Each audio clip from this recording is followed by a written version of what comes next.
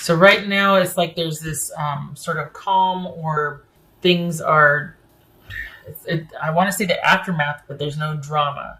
But it still feels like there's a negotiation going on. It still feels like there's still some wanting to decide on things. It says 10 of Swords. Perhaps things have ended and you're just wanting to move on. You're just like, you know what? I want to get to getting on. I want to just be beyond the drama here. I don't want to feel anything. I just want things to be over and done, and I'm out.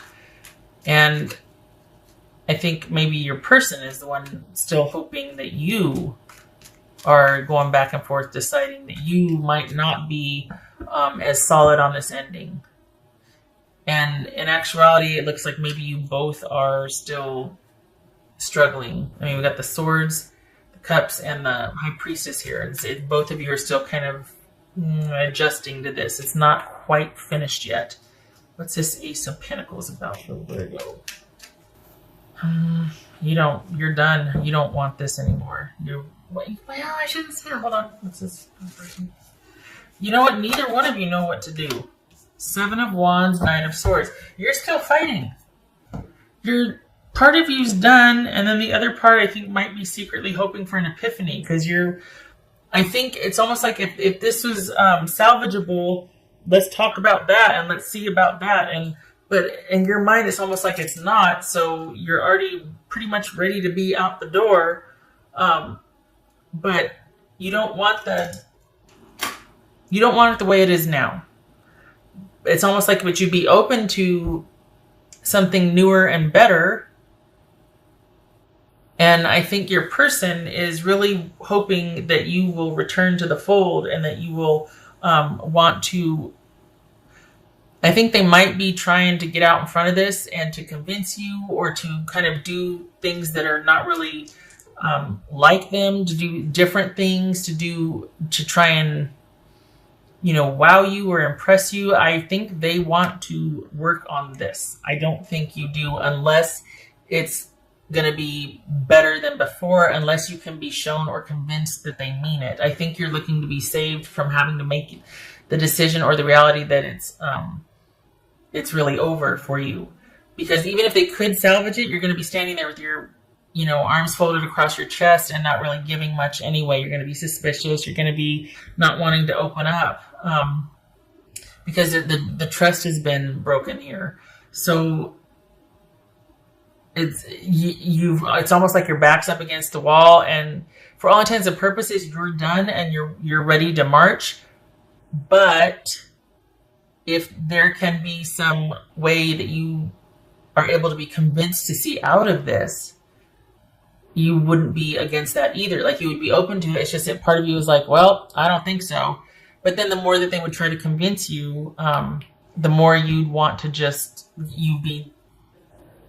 then there'd be something else you'd find wrong, or like, well, how long is this going to last? You can't keep this up forever. The real you's going to come out, and then what are we going to do? And you know what I mean? Like, it's like this person really wants you to just give them a second chance. They want to keep the door open. They really are hoping that the history and connection that you have will convince you to at least hear them out.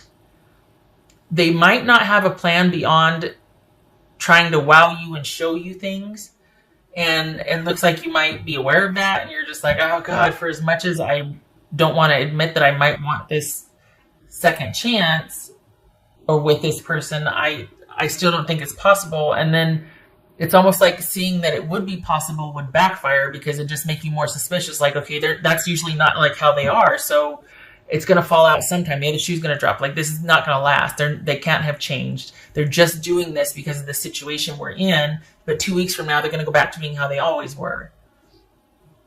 So this is someone that they might be trying to give you your space, but as soon as you start to progress, they're going to be coming in like gangbusters, trying to talk to you, fix this. Wait a second. Hold on. Hear me out. Don't decide anything yet. Just, you don't have to leave the door open for me, but just don't shut it. You know what I mean? And you both are still not knowing what to do about this. I don't think you see any hope. So I think you're ready to just kind of be done with it and move on. But I think your person is trying to find a way to have things renewed or to start again with you. But I feel like we got 7 of Wands, 7 of Pumpkins, 8 of Swords, 9 of Swords. You're ready to, even if you don't want to, it's almost like and if I may, you might be putting on a really good show and tough act. And part of that is your resilience. Part of that's you going, well, okay, got to get going because there's nothing for me here and I got to go. But I don't think you want it to end either. You just know that the situation being what it is, it has to. But there's still that part of you that if they're able to make a convincing argument, you'd be like, yeah, this Ace of Pentacles right here, okay, but it's like you feel like it's a long shot. And there's just no way. And your person doesn't want you to take them back just yet. Just don't close the door. But part of it is because they need to find time how to figure out what they're going to say or how to fix this or how they're going to maintain this. And yet you've already got one foot out the door. I mean, it's like, but nobody wants to put the final nail in I can't remember, the box or whatever the saying is. And it makes me kind of sad, actually, because it's one of those things where you're like, well, I guess I'm just going to head out because there's nothing really for me here. And your person's like, but wait, just hold on a minute. Let's just think about this. Now, wait. And it feels like you don't want to go either, but you're feeling like, well, I can't stay here with it being like it is. We can't. I'm not doing that. This is part of I think the pain of it or the sadness of it is that there's been some good times, but it's not the most healthy. Like, I'm surprised the devil didn't show up here because it feels like it's something that has the ability to keep drawing you back in, but it's not necessarily what's best for you. And I think your person is really hoping that psychic bonding that you two have, that connection is what's gonna, there's something about this person that you haven't really found with anybody else, and that both of you have talked before about, I don't think I'm ever gonna meet anybody like you again, or I'm never gonna have this kind of, somewhere along the way it might have been mentioned, like, you and I, if we don't work out, that's it for me, or that somebody spoke of some kind of connection that was really strong and that it was unlike any connection they'd ever had with anybody else before. So I think that part of them is relying on that to kind of keep you anchored to where you are or not moving on any further.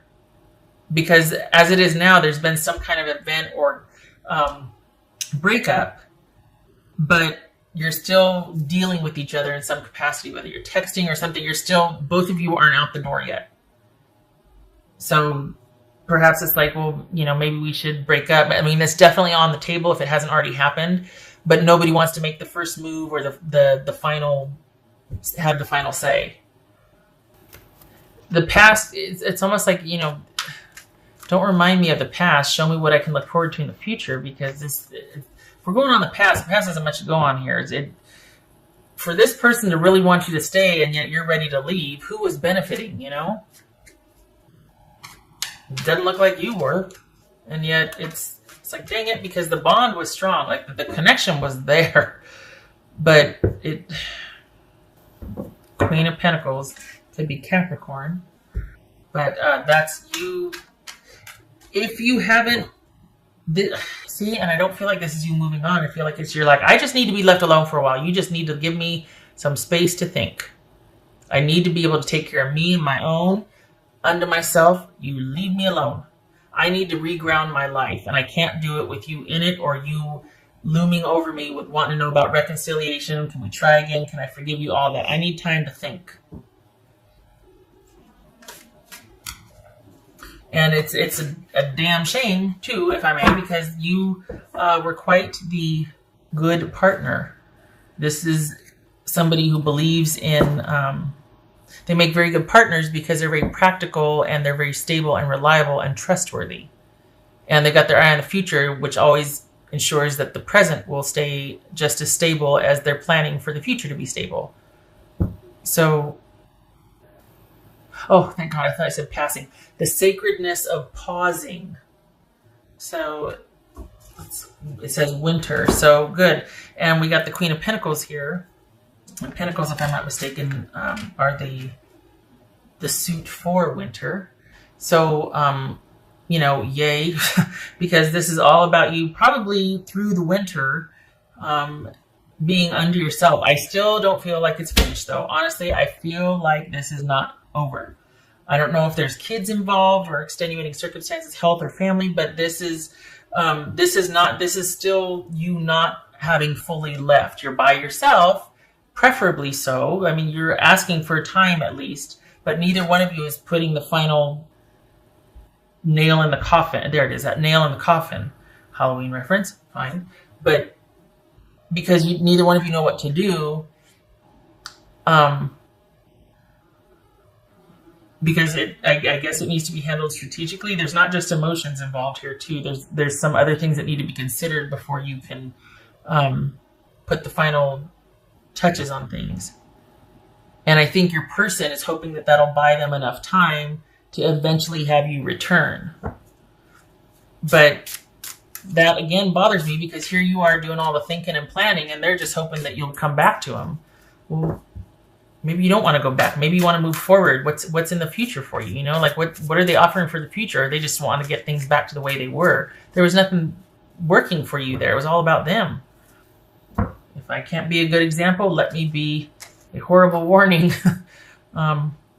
Consider this warning you then, I guess, that this is just, even though you both are on the fence, this if nothing else, Virgo, you really do need to move out, or at least get to where you can be under yourself, to where you can take care of yours and your own, so you can have some clarity, so you can think. Because as long as they're coming in like gangbusters and either starting fights or kind of trying to, have all these conversations where they won't leave because they want you to just give them another chance, like they just constant barrage of text or communication or showing up unexpectedly at your work or where you work out or walk or what, this constant unexpected presence, relentless, you know what I mean? You don't need that. You need your space to think. And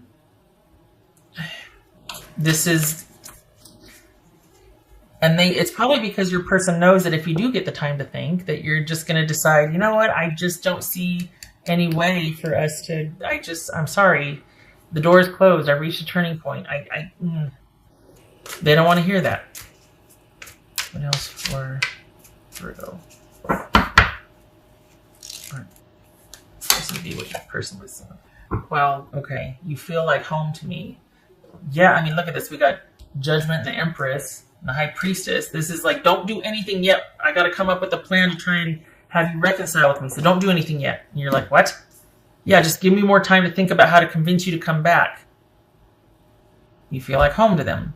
You probably made a very nice home. Treated them well. You were kind. You were loyal. You were devoted. Perhaps they're realizing this too late because something has ticked you off and made you want to leave. Or just realize that there's nothing for me here. I can't keep doing this. I've got to cut this off. But it's dragging on because here they come unexpectedly doing all these unexpected things or trying for that. And you're getting to the point where you're like, I don't have enough strength to leave, but I know I shouldn't be here. But I need you to leave me alone so that I can think at least. And that's part of what's going to get you through this is being, and I think your person knows that, because as soon as you're able to get that alone time and think and you get kind of grounded, it'll be that much easier for you to make those decisions you need to make. And I don't think your person wants that. I think they want to maintain a constant presence so that you can't really find your footing and you won't be able to make those decisions that you are really wanting to have quiet time to think about. I feel like I forgot. Okay. Stand your ground.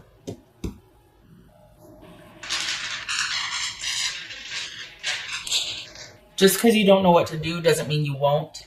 It means you just need some quiet time to think about it, but it doesn't mean, well, I don't know what to do, so I'm just going to go back. Don't know what to do, stand your ground, but don't go back. Don't know where you're going yet, fine, but just stay right where you are, stand your ground. That's not good. There we go.